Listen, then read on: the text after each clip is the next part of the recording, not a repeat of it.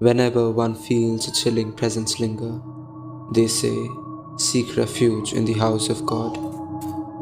But what would happen if God's abode is corrupted by darkness of the night? The concept is almost absurd, almost unreal. But today, I'm here to create a desolation in the air. I am here to tell you about one such story. Borley Church, England. People say that there is an entity that has been haunting this church since the 14th century. This place is considered England's one of the most haunted places. Famous paranormal investigators Ed and Lorraine Warren visited this church, and for the very first time in their career as paranormal investigators, had they felt such a horrifying presence. The story begins in 1979 when the Warrens stumble upon an abandoned church. Though still open to the general public, it remains almost unlively, dead. The word on the street said that there lurks an unworldly spirit. After hearing about this church, Ed and Lorraine decided to visit and perform an exorcism. It was around 12 when their car stopped at the church gates. Suddenly, Lorraine started to feel a disturbing connection, a deadly spirit wanting to communicate with her. A shadow caught her eye. A figure in nun's clothing stared at her and then proceeded to walk towards the altar. After this incident, they were sure that here resides a malevolent spirit. They then met the priest and told him about the strange incident that had occurred upon their arrival. The priest, terrified, paced towards the prayer room and fell to his knees, desperately pleading to the heavens. Ed and Lorraine were left confused as to what they had said, which led the priest to suddenly start praying. To which the priest replied, "If there remains the slightest bit of truth in whatever you are saying, then something terrible might happen in the near future." He continued, "Many years back, one such spirit was locked in the darkness of this church. And if you say you have sensed that very presence, I would not be lying, but this town shall meet a tragic end. To know about this spirit, you must delve into its origins." 14th century, Borley Church, England. This church remained a sanctuary for generations of devoted nuns, and there was one special nun who had found deep affection towards one of the monks that had visited the church. Such relations were considered a taboo in their community, but not all secrets are meant to be hidden, and thus the knowledge of this taboo came to be known by the community. The day dawned, and soon came the orders for the punishment.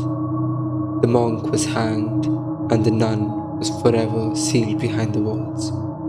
All those who were involved in this heinous act of unaliving the nun soon met their fate within a span of 2 to 3 years.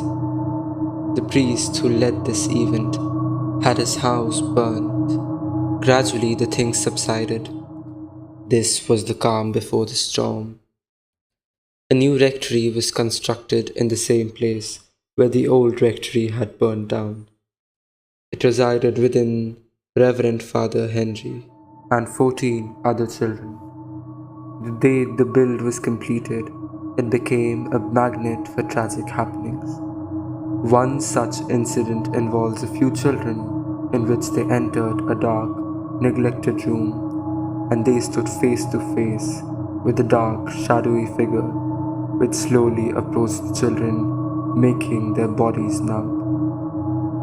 When they asked about it, the children shivered and claimed to have seen a shadowy figure dressed in nun's clothing. But what shook them to the core was when they said the figure had no legs. When Reverend Father came to know about this incident, he dismissed their claims to be hallucinations. 37 years later, it was time for Henry's retirement. All of the previous children had left the church, and new children had arrived. But what did not change were the claims of the sightings of the same nun. Henry was starting to feel a bit paranoid, as he was the only one who hadn't seen this nun, and the children stood as a non-stop reminder of its existence. Who is she? Why do they claim to have seen her, yet I never witnessed it myself? Henry knew something was wrong, that something dangerous awaits them, and so they all left the residence, leaving it abandoned.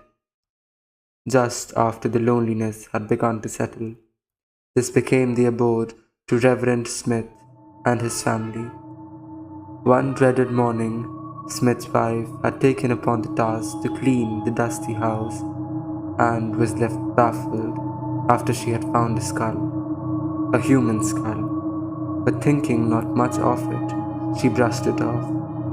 From that day on, the house echoed of unknown footsteps and blood-curdling cries. They knew it was a woman, and more importantly, they knew she was not going to let them live in peace. And so, to prevent any other family from meeting this circumstance, they went and published an article in the Daily Mirror, which brought the attention of a famous paranormal investigator, Harry Price. When the investigation had begun, the spirit wanted to connect, and thus used the mirror in the room as a medium. Harry was left shocked when the nun started writing her messages on the mirror. This entire incident had become famous all over Europe, that alongside humans, souls also reside in the rectory of Borley Church. Soon after, the Smiths had also left this house, and in came new residents, but the happenings remained the same. Harry Price was called again. From the writings of the nun, the place of her remains were made clear. The remains were found. Even after all that had happened, the nun refused to leave, and much like the events that had occurred before, the rectory was reduced to ashes. But this did not stop the nun from haunting. It now started haunting the place where people seek refuge from evil. People started fearing the church and avoided going there after the sunset.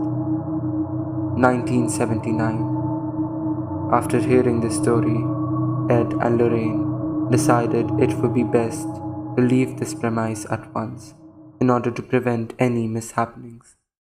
But the connection was made. Lorraine felt the presence stronger, wanting to communicate. At home, she saw it in front of her, dressed in the similar nun's attire, dark and stronger than ever. But the nun was put down before it became dominant. And although you might have heard many stories regarding the nun, you never know which one ought to be the truth. It still resides, that rectory, waiting for it to be rebuilt, waiting for it to be haunted again. Come back again at this nocturnal hour to witness another horrifying tale.